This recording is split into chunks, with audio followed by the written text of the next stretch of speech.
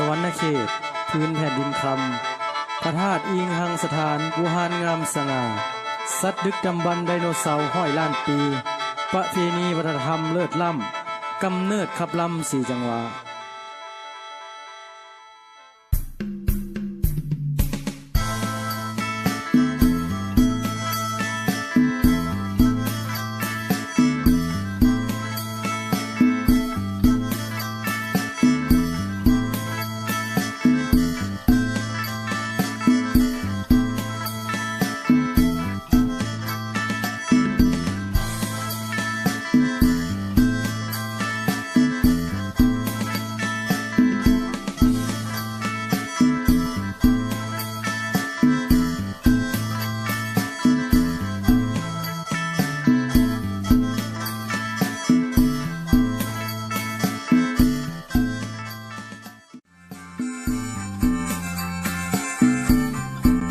นี่ก็เป็นภาพบรรยากาศในการซ่อมฟ้อนมื้อทำอิฐ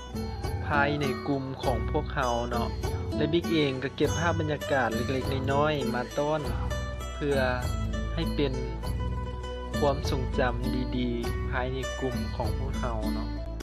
เพราะว่าปีนี้ก็เป็นปีสุดท้ายของพวกเขาแล้วบิ๊กก็เลยอยากเก็บภาพบรรยากาศแนวนี้เอาไว้มื้อนี้เรามาเรียนเว้าเป็นพิธีกรลองเบิ่งเนาะว่าจะเป็นจังได๋สบายดีเนาะมื้อนี้พวกเฮาสิมาไปยังมาส่งของบทนี้จะเป็นบทเส้งจบสังพิธีกรมื้อนี้รู้สึกว่ายิ้มว่าง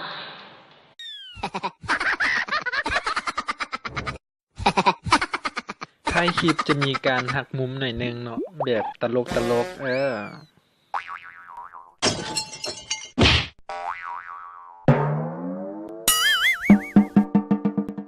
ขอบใจทุกท่านที่เข้ามาเบิ่งจนจบเนาะสำหรับคลิปนี้ขอกล่าวคำว่าสบายดีบ๊ายบาย